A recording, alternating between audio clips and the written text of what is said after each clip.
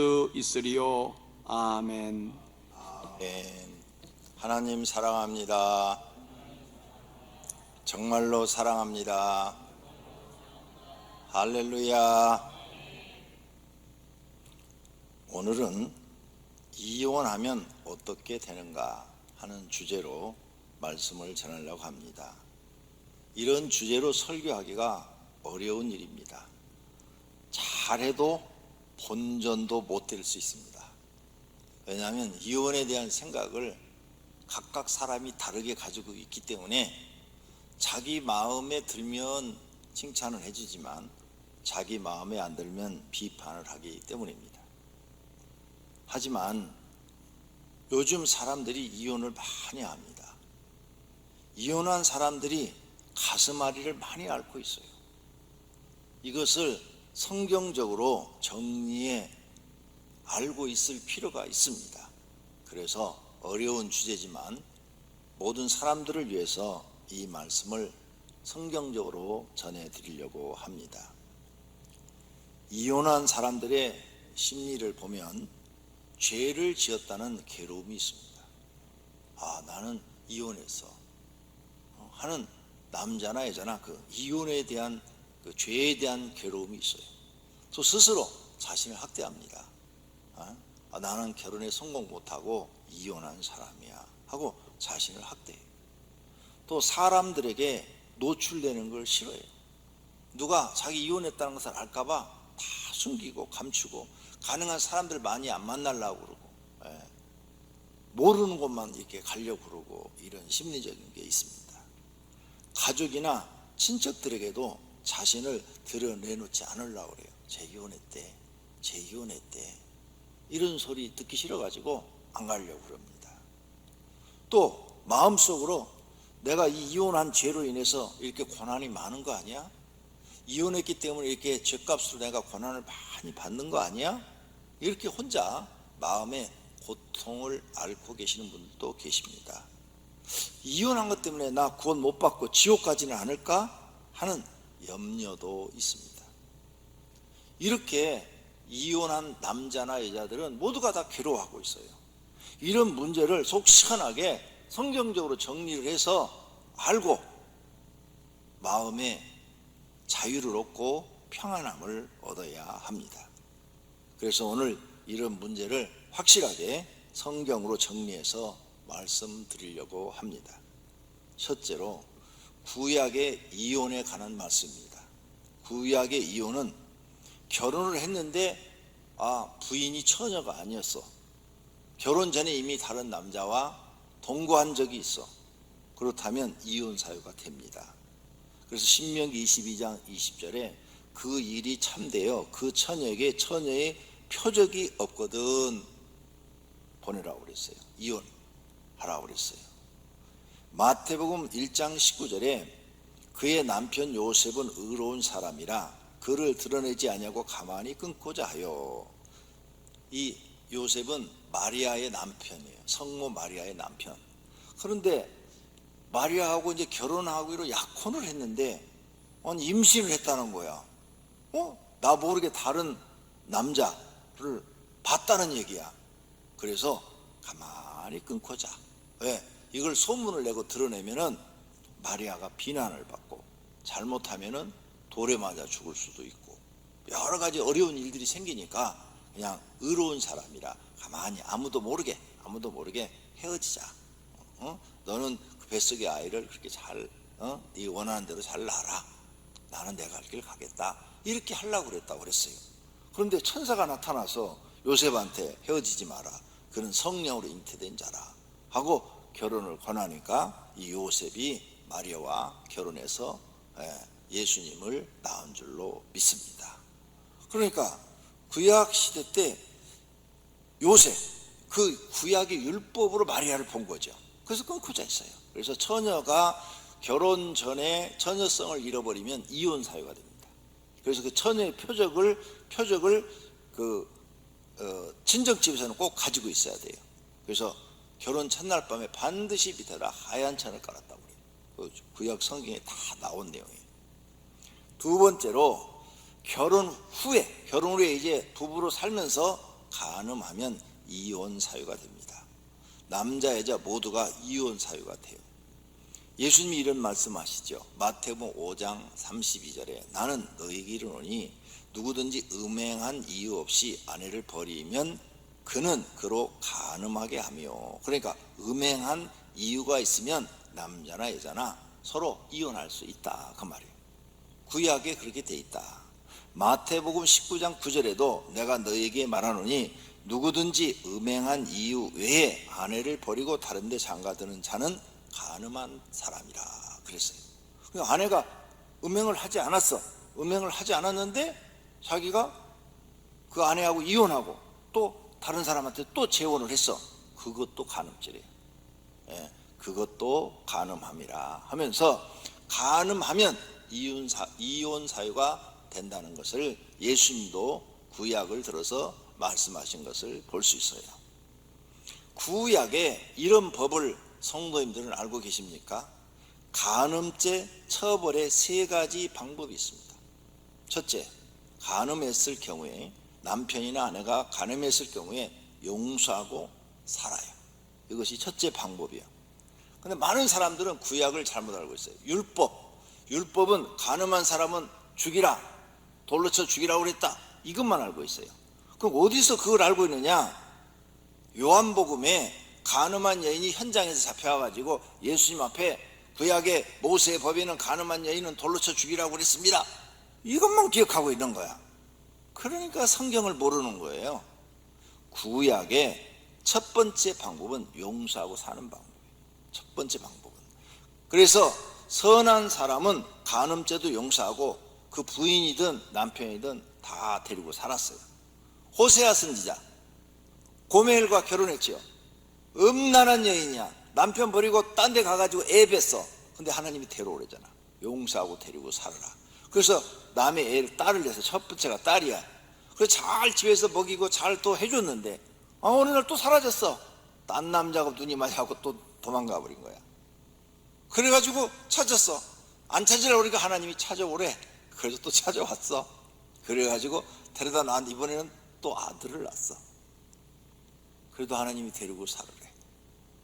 자, 호세아 선자를 하나님께 훈련시키신 것은 구약의 법의 첫 번째가 뭐냐? 간음했을지라도 용서하고 살아라, 이런 뜻입니다. 요한복음 8장 7절에 그들이 묻기를 마지 아니하는지라 이에 일어나 너희 중에 죄 없는 자가 먼저 돌로 치라 그랬어요. 그러니까 다들 간음한 여자인을 데리고 와가지고 돌로 치려고 그러니까 너희 중에 죄 없는 자가 돌을 치라 그랬더니 바리새인들이 돌을 다 내려놓고 도망갔다고 그랬어요. 예수님도 그 여인에게 예수께서 이르시되 나도 너를 정죄하지 않으노니 가서 다시는 죄를 범하지 말라 하시니라고 말씀하셨다 그랬어요. 이렇게 간음한 사람을 죽이라는 법이 아니라 살리는 법이에요. 하나님의 법은 사람을 살리려고 있는 법이지 죽이려고 있는 법이 아니에요. 그래서 이렇게 예수님도 살려주잖아요. 죽을 수밖에 없는데 그 자리에서 살려서 가서 이제 말씀대로 살아라, 이렇게 보내는 것을 볼 수 있어요. 베드로전서 4장 8절에 무엇보다도 뜨겁게 서로 사랑할지니 사랑은 허다한 죄를 덮는다고 그랬어요. 그런데 이 말씀이 구약에도 있어요. 잠언서에 잠언 10장에 미움은 다툼을 일으켜도 사랑은 모든 허물을 가리느니라. 사랑은 허물을 가리는 거래요. 잠언 17장 9절에도 허물을 덮어주는 자는 사랑을 구하는 자요. 진짜로 자기 남편이나 아내를 사랑한다면 그의 죄를 덮어줄 줄 알고 허물을 덮어줄 줄 알고 용서해 줄 줄 알고 다시 품어줄 줄 알고, 이런 사람이 진짜 하나님의 사랑을 아는 사람이요 예수님의 사랑을 아는 사람인 줄로 믿습니다. 두 번째, 간음했을 때 해결하는 방법, 이혼이 있어요. 이혼. 신명기 14장 1절에 써놨어요. 사람이 아내를 맞이하려 데려온 후에 그에게 수치되는 일이 있음을 발견하고 그를 기뻐하지 아니하면 이혼 증서를 써서 그의 손에 주고 그를 자기 집으로 보내라 그랬어요. 이혼 증서 써줘서 이혼해서 집으로 보내라. 봐요. 죽이라는 법이 아니에요. 살리라는 법이에요. 살리라는 법. 그 다음 세 번째가 뭐냐? 죽이라는 법이에요. 레위기 20장 10절에 누구든지 남의 아내와 간음하는 자, 곧 그의 이웃의 아내와 간음하는 자는 그 간부와 음부를 반드시 죽일지니라. 남자와 여자를 다 죽이래요. 여자만 죽이라고 하질 않았어요. 남자도 죽이래요. 근데 간음한 여인은 여자만 데려왔죠? 이게 바리새인들이 잘못한 거예요. 남자도 데려왔어야 돼. 근데 언제나 남자는 남자 편이야. 그러니까 남자는 안 데려와. 여자만 데려왔어. 예. 그러니까 성경을 한쪽만 적용시키는 거죠. 잘못하고 있는 거죠. 그래서 이 죽이는 법이 있는데 이것은 최후의 수단이에요. 최후의 수단. 예? 우리가 사형이라는 제도가 법에 있죠. 이 법은 사형 제도는 뭐예요? 그걸 이제 최후의 수단으로 그걸 써먹는 거지, 처음부터 범죄하고 들어오면 다 사형 이런 사람 없잖아. 하나님도 마찬가지야. 죽이라는 이 법은 최후의 수단이라는 거, 이걸 알아야 하는데, 이런 성경을 모르는 사람들이 무조건 말도 안 되는 얘기를 해서 상처를 주는 사람들이 있어요. 모세는 율법에 이러한 여자를 돌로 치라 명하였거니와 선생은 어떻게 말하였나이까? 말하겠나이까? 이렇게 했죠. 이렇게 모세의 법이 이렇게 돼 있다고 그래요. 그러므로 우리는 이제 깨달아야 돼요.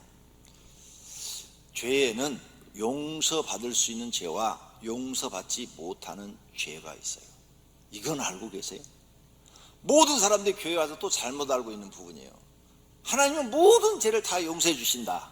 천만의 말씀이에요. 죄에는 용서받을 죄와 용서받지 못할 죄가 있어요. 하나님도 절대 용서해 주지 않는 죄가 있다고 그랬어요. 용서받을 수 있는 죄와 용서받지 못하는 죄가 있는데 성도들이 그걸 몰라요. 그러면 용서받을 수 있는 죄는 줘도 괜찮아. 왜? 용서받으면 되니까. 근데 용서받지 못할 죄는 지면 끝이야. 그걸로 아웃이야. 용서가 안 되기 때문에. 근데 이걸 모르고 용서받지 못할 죄는 날마다 지면서 용서받지 받아도 괜찮은 죄진 사람을 나무라치네. 그러니까 이걸 갖다가 똥 묻은 개가 겨 묻은 개를 나무란다는 거예요. 무지에서 나오는 거예요. 무지에서. 간음죄는 용서받을 수 있는 죄예요. 그래서 용서를 다 하는 거예요. 호세아 선지자한테 하나님이 용서를 가르친 거예요. 용서받을 수 있는 죄예요. 그러나 용서받지 못하는 죄가 있어요. 성령 모독죄예요. 마태복음 12장 31절에 예수님이 직접 말씀합니다. 그러므로 내가 너희에게 이르노니 사람에 대한 모독죄와 모독은 사심을 얻되 성령을 모독하는 것은 사심을 얻지 못한다 그랬어요. 우리가 사람을 모독하는 건 다 용서받아요. 근데 성령을 모독하는 건 용서해 주지 않겠대. 누구든지 성령을 모독하는 자는 영원히 사함을 받지 못하고 영원한 죄가 되느니라 그랬어요. 그러니까 성령 모독죄가 뭔지를 정확하게 알아야죠. 이것을 사도 바울은 이렇게 표현했어요. 사도 바울은 모든 사람들은 죄를 짓는다. 욕심 잉태한 즉 죄를 낳고, 그 요한일서 5장 17절에 모든 불의가 죄로 돼 죄라는 거예요. 사망에 이르지 아니하는 죄도 있다. 사망에 이르지 않는 죄가 있고 사망에 이르는 죄가 있다. 요한일서 5장 16절에 누구든지 형제가 사망에 이르지 아니하는 죄 범하는 것을 보거든 구하라. 그래, 용서받을 수 있는 죄를 범하는 것은 구하라 이거예요. 근데 사망에 이르는 죄를 범하는 사람은 구하지 말라고 그랬어요. 나도 그런 사람은 구하지 않는다. 그리하면 사망에 이르지 않은 범죄자들을 위하여 그의 생명을 주시라. 그들은 용서받고 생명을 얻으리라. 그러나 사망에 이르는 죄, 성령을 모독하는 죄를 짓는 사람은 이에 관하여 나는 구하라 하지 않노라.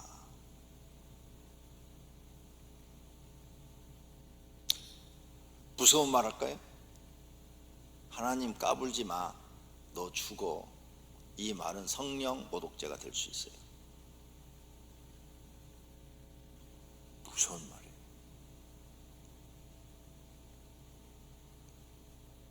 하나님을 모독하는 말이에요. 성령은 누구예요? 하나님이에요. 하나님을 모독하는 말 하지 말라는 거예요. 성령의 역사를 모독하는 말 하지 말라. 예수님이 귀신을 쫓아내니까 이렇게 말했어요. 바리새인들이 귀신의 양 바알세불을 힘입어 귀신을 쫓아내는 도다, 이렇게 말을 했어요. 예수님을 귀신으로 몰아버렸어요. 그래서 이단으로 몰았어요. 그러니까 예수님이 바리새인들을 심판해버려요. 그래서 바리새인들한테 마태복음 23장에 그러죠. 지옥의 판결을 피할 수 있다고 생각합니다. 아웃이에요, 아웃. 그러니까 진짜 죄가 뭔지를 모르는 거예요. 진짜 이렇게 성경에 명백하게 사망에 이르는 죄가 있고 사망에 이르지 않는 죄가 있다고 써놨는데 성경을 자세히 배우질 않는 거예요. 그냥 자기 마음에 좋은 얘기만 듣고 자기 마음에 듣기 싫은 얘기는 안 듣는 거죠. 그래서 망하는 거예요. 세 번째로, 결혼 후 이방 여인은 이혼 사유가 돼요. 에스라가 예루살렘에 와서 보니 이스라엘 백성이 이방인과 결혼해 살고 있었어요. 이스라엘 사람들이 막 성전을 건축하다가 수도해놓고 그냥 있는 거야. 그리고 이방 여자하고 막 좋아가지고 히히덕거리고 살고 있는 거야. 아니, 성전을 짓다가 왜 그만두어? 끝까지 다 지어야지. 그래서 하나님께 기도했더니 이것들이 세상에 취해가지고 하나님 성전을 짓다가 중단하고 있는 거야. 그래가지고 기도했어요. 그랬더니 막 가슴이 아픈 거야. 그래서 에스라서 10장 1절에 봐요.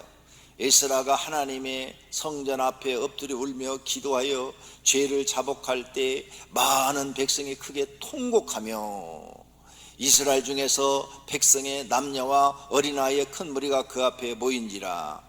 엘람 자손 중 여이엘의 아들 스가냐가 에스라에게 이르되 우리가 우리 하나님께 범죄하여 이 땅 이방 여자를 맞이해 아내로 삼았으나 이스라엘에게 아직도 소망이 있나니 곧 내가 주의 교훈을 따르며 주의 하나님의 명령을 떨며 준행하는 자의 가르침을 따라 이 모든 아내와 그들의 소생을 다 내보내기로 우리 하나님과 언약을 세우고 율법대로 행할 것이라 하면서 이방 여자들과 그 자녀들을 싹 보내버려요. 다 보내. 결혼해서 살고 있는데 다 보내. 왜? 이방 여자하고 결혼해서 사는 것이 죄가 되는 거예요. 죄. 그런데 여기서 우리가 꼭 배워야 될 것이 있어요. 이방 여인과 결혼해 사는데 이방 여자가 남편이 믿는 하나님을 믿겠다고 그러면 상관없어요. 그래서 이방 여인 룻이 남편이 죽었는데 시어머니 나오미를 쫓아와가지고 하나님을 믿겠다고 그랬잖아. 어머니가 믿는 하나님을 나도 믿고 어머니가 가는 고향 땅에서 나도 같이 살겠다고. 그러니까 오히려 복을 받아. 그래서 보아스를 만나서 다윗의 증조 할머니가 돼. 할렐루야. 그러니까 이방 여자를 할지라도 예수를 믿겠다고 하면 문제가 안 되는데 내가 불신자하고 결혼을 했는데 불신자 끝까지 하나님을 믿지 않겠다고 그러는 거야. 끝까지 거역하면 이혼 사유가 돼. 성경에. 그러므로 여자분들은 남편이 하나님 믿겠다고 그러면은 이유 없이 따라서 교회 나와야 돼요. 안 그러면 이혼 사유가 성경에 된다는 거죠. 그 다음 구약시대 때 이혼한 여자에게 해준 일들이 있어요. 이혼한 여자에게 뭘 해줬느냐. 하나님의 법은 원칙이 사람을 살리려고 만든 법이지 죽이려고 만든 법이 아니에요. 이것을 알고 성경을 읽으면 율법주의자가 되지 않고 은혜주의자가 되게 되는 것이죠.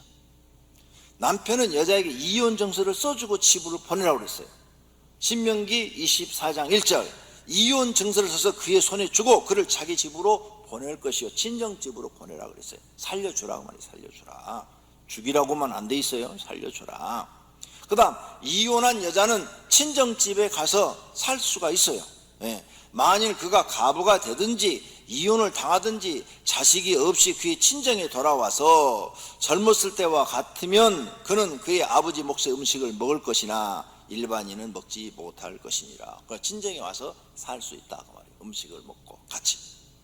그 다음 이혼한 여자가 재혼도 할 수 있어요. 신명기 24장 2절 그 여자는 그 집에서 나가서 다른 사람의 아내가 되려니와. 재혼도 할 수 있어요. 구약시대 때도 재혼할 수 있어요. 그 다음 재혼한 사람은 전 남편과 다시는 합하지 말라고 그랬어요. 그의 둘째 남편도 그를 미워하여 이혼 증서를 써서 그의 손에 주고 그를 자기 집에서 내보내었거든. 또는 그를 아내로 맞이한 둘째 남편이 죽었다 하자. 두 번째 이혼을 했든 아니면은 두 번째 남편이 죽었다고 하자. 그 여자는 이미 몸을 더럽힌즉 그를 내보낸 전 남편, 처음 남편, 그를 다시 아내로 맞이하지 말지니 이 일은 여호와 앞에 가증한 것이라. 그래서 이렇게 구약에도 여러 가지 이혼에 대한 말씀들이 있어요. 그러므로 이 말씀을 종합적으로 보면 구약에도 하나님이 여자를 보호하고 여자의 살 길을 다 열어놓은 것들을 볼 수가 있습니다. 두 번째, 구약시대에 이혼한 사례들이 있죠. 하갈이 이혼을 당하죠. 하갈. 사라가 이제 아들을 낳았어. 아들을 낳으니까 이 하갈의 아들이 이삭을 놀리네. 그래서 그 때문에 쫓겨나. 그래서 강제 이혼 당해. 강제 이혼. 그래서 강제 이혼을 당하죠. 새벽에 우리가 많이 들었죠. 그 다음에 다윗의 부인 미갈, 여기도 강제 이혼을 당해요. 사울왕이 다윗을 죽이려고 하는데 다윗이 도망가 버리니까 다윗의 부인 미갈을 갖다가 다른 남자한테 주어버려요. 그래서 사무엘상 25장 44절에 사울이 그의 딸 다윗의 아내 미갈을 갈림에 사는 나이스의 아들 발디에게 주어버렸더라. 그랬어요. 주어버려요. 그런데 나중에 다윗이 왕이 된 다음에 이 여인을 다시 찾아와요. 그리고 자기 아내로, 정식 아내로 왕후에 등장을 시켜줘요. 그러니까 구약시대 때도 이렇게 강제 이혼을 했든 어떻게 했든 남의 부인이 된 사람이야. 근데 다시 데려다가 사랑을 베풀고 은혜를 베풀고 용서를 하고 이런 장면이 다윗에게 볼 수가 있어요. 구약시대 때도 무조건 정죄하고 죽이고 이게 아니었다 이 말이에요. 이런 내용이 쫙 써있죠. 삼손의 아내, 여기도 강제 이혼당했죠. 첫 번째 아내를 얻기 위해서 그 아버지가 하라는 대로 다 해가지고 갔는데 그 블레셋 사람들이 계략을 꾸며가지고 삼손으로부터 비밀을 알아내고 막 이래가지고 문제가 생겼어요. 그래서 삼손이 막 블레셋 사람들을 다 죽여버리니까 삼손의 장인어른이 그 삼손의 아내를 다른 남자한테 또 주어버려. 그래서 사사기 14장 20절에 삼손의 아내는 삼손의 친구였던 그의 친구들에게 준 바 되었더라. 이렇게 억울하게 이혼당한 사람들이 구약에도 등장을 해요. 사람 사는 게요 자기 마음대로 안 돼요. 부부가 되는 것도 자기 마음대로 안 돼요.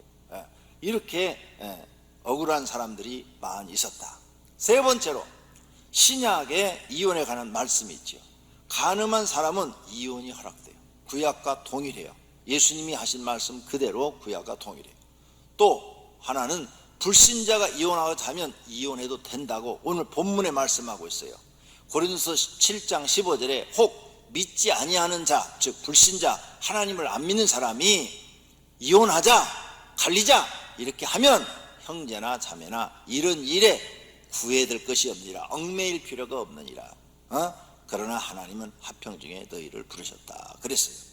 하나님을 믿는데 결혼 제도 때문에 구애받아 하나님을 믿지 못하고 영벌받아 지옥 가는 일이 없어야 한다는 말씀입니다. 결혼 제도 때문에 내가 거기에 얽매여서 하나님을 못 믿게 되면 내 영혼만 죽어버리는 거죠. 그런 일이 없어야 된다는 거예요. 네 번째, 이혼하면 어떻게 되는가? 어떻게 되지? 경우에 따라서 죄가 되기도 하고 죄가 안 되기도 합니다. 사람마다 죄가 되기도 하고 안 되기도 하는데 하나님의 법을 어긴 쪽은 죄가 되고 어기지 않은 쪽은 죄가 안 되는 거죠. 죄가 되는 경우는 본인 이혼 사유를 제공하였을 때만 죄가 되는 거고, 죄가 안 되는 경우는 본인이 이혼 사유를 만들지 않았을 경우에는 죄가 안 되는 것입니다. 죄가 된 경우는 철저하게 하나님께 회개하시면 용서받을 수 있습니다. 죄가 되지 않는 경우는 평상시처럼 신앙생활 하시면 됩니다. 이혼해도 이혼 때문에 영벌받는 지옥에 가지는 않습니다. 이혼이 영벌받는 조항이 아닙니다. 죄는 하나님께 사함받으면 됩니다. 이혼 상황에 따라서 약간의 죄값을 받을 수는 있습니다. 지옥 가는 형벌은 이혼 후에 하나님을 잘 못 믿었을 경우, 이혼했는데 또 하나님을 떠나서 잘 못 믿었어, 엉터리로 믿었어, 그랬을 경우에는 지옥 갈 수도 있습니다. 그러나 이혼 자체가 지옥 가는 형벌은 아니라는 것입니다. 결론으로 현대를 살아가고 있는 사람들은 이혼을 많이 합니다. 교회를 다니는 사람들도 이혼을 했거나 이혼을 생각하고 있는 사람들이 있습니다. 이혼을 하면 어떻게 되나 매우 궁금합니다. 그래서 오늘 이혼에 관한 말씀을 전해드리는 것입니다. 이혼에 관한 결론은 첫째, 하나님은 이혼을 안 하는 것을 원칙으로 하십니다. 마태복음 19장에 여짜오되 그러면 어찌하여 모세는 이혼 증서를 주어 버리라 명하였나이까 하고 물었어요. 그러자 예수님께서 대답하시되 모세가 너희 마음의 완악함 때문에 아내 버림을 허락하였거니와 본래는 그렇지 않다 그랬어요. 본래는 그렇지 않다. 구약 시대도 원칙적으로는 이혼을 허락하지 않으셨어요. 말라기 2장 16절에 이스라엘의 하나님 여호와가 이르노니 나는 이혼하는 것과 옷으로 학대를 가리는 자를 미워하노라 그랬어요. 이혼하는 것을 원하지 않는다는 거예요. 예수님도 원칙적으로 안 된다고 했어요. 그러므로 하나님이 짝지어 주신 것을 사람이 나누지 못할지니라 이렇게 말씀하셨어요. 둘째로는 그러나 확실한 간음죄나 불신자가 그만 살자 하면 해도 된다. 결혼 제도 때문에 네가 하나님을 믿는데 얽매여가지고 믿지 못하고 네 영혼이 지옥 가서야 되겠느냐, 남편이나 아내 때문에 네가 지옥 갈 수는 없지 않느냐. 그러니까 그런 일에 문제가 된다면 불신자가 이혼하다고 해도 된다 이렇게 말씀하셨어요. 오늘 본문입니다. 고린도전서 7장 15절 혹 믿지 아니하는 자가 거든 갈리게 하라. 형제나 자매나 이런 이에 구애될 것이 없다 그랬어요. 결혼 제도 때문에 영벌을 받거나 지옥 가는 일이 있어서는 절대로 안 됩니다. 결론으로 셋째로 이혼 후 혼자 살든지 아니면 다시 합해서 살든지 재혼할 수 있다 이렇게 되어 있어요. 구약과 똑같습니다. 고린도서 3장 39절입니다. 아내는 그 남편이 살아있는 동안에 며 있다가 남편이 죽으면 자유로워 자기 뜻대로 시집갈 것이나, 이혼한 사람도 마찬가지예요. 자기 뜻대로 시집갈 것이나 주 안에서만 할 것이니라. 그러나 내 뜻에는 그냥 지내는 것이 더 복이 있음이로다 그랬어요. 그냥 지내는 것, 혼자 그냥 살든지 재혼을 하든지 그건 네 뜻대로 해라. 아니면 전 남편하고 다시 합하든지 이렇게 선택할 수 있도록 해놨어요. 결론으로 네 번째로 불신자가 당신이 좋으니 같이 살자 이렇게 하면 같이 사는 것도 좋다 그렇게 말씀하셨어요. 고린도서 7장 10절에 결혼한 자들에게 내가 명하노니 남편이 명하는 자는 내가 아니요 주시라. 여자는 남편에게 갈라서지 말고 만일 갈라섰으면 그대로 지내든지 다시 그 남편과 합하든지 하라. 남편도 아내를 버리지 말라. 그 나머지 사람들에게 내가 말하노니 만일 어떤 형제에게 믿지 아니하는 아내가 있어 남편과 함께 살기를 좋아하거든 그를 버리지 말며, 어떤 여자에게 믿지 아니하는 남편이 있어 아내와 함께 살기를 좋아하거든요. 싫어하거든이 아니에요. 좋아하거든 그 남편을 버리지 말라 그랬어요. 싫어하는 사람은 헤어져도 된다는 얘기예요. 믿지 아니하는 남편이 아내로 말미암아 믿게 되고 믿고 구원받게 되고 아내가 남편으로 말미암아 또 거룩하게 됐다. 그것은 예수 믿고 거룩하게 됐다 되나니 그렇지 아니하면 너희 자녀도 깨끗하지 못하니라. 그러나 이제는 거룩하니라. 다섯째로 죽음 후에는 세상의 결혼과 이혼의 법이 없어집니다. 마태복음 12장에 예수께서 이르시되 너희가 성경도 하나님의 능력도 알지 못함으로 오해함이 아니냐. 사람이 죽은 자 가운데 살았을 때에는 장가도 아니가고 시집도 아니가고 하늘에 있는 천사들과 같다. 그러므로 결혼 제도는 이 땅에서만 우리를 얽매이는 제도지 하나님 나라 가서는 자유합니다. 모든 남자나 여자나 다 자유롭게 살 수 있는 줄로 믿습니다. 넘어와서 7장 1절입니다. 형제들아 내가 법 아는 자들에게 말하노니 너희는 그 법이 사람이 살 동안만 그를 주관하는 줄 알지 못하느냐. 그렇죠. 이 세상의 모든 율법은 우리가 이 세상에 살 동안만 그 법이 우리에게 적용되는 거예요. 남편이 있는 여인이 그 남편 생전에는 법으로 그에게 매인바 되나 만일 그 남편이 죽으면 남편의 법에서 벗어나느니라. 그러므로 만일 그 남편이 생전에 다른 남자에게 가면 음녀라. 그러나 만일 남편이 죽으면 그 법에서 자유롭게 되나니 다른 남자에게 갈지라도 음녀가 되지 아니한다. 그랬어요. 결혼하여 세상에서만 행복하시고 고생이 되더라도 세상에서만 고생하시라는 이야기예요. 천국 가면 모두가 자유롭게 매이지 않고 살게 된다는 하나님의 말씀입니다. 하나님의 법은 사람을 살리려고 하는 법입니다. 오늘 이 말씀이 이혼으로 걱정하는 모든 성도님들에게 도움이 되기를 예수님의 이름으로 축원합니다. 기도하겠습니다. 결심의 기도하겠습니다. 다 같이 오늘 말씀을 생각하면서 하나님, 우리 가정은 세상 사는 날 동안 이혼하지 않고 서로 사랑하며 행복하게 살게 주시옵소서. 기도하시고 이혼하신 분들은 오늘 말씀을 생각하며 기도하시기를 바랍니다. 기도하십시다.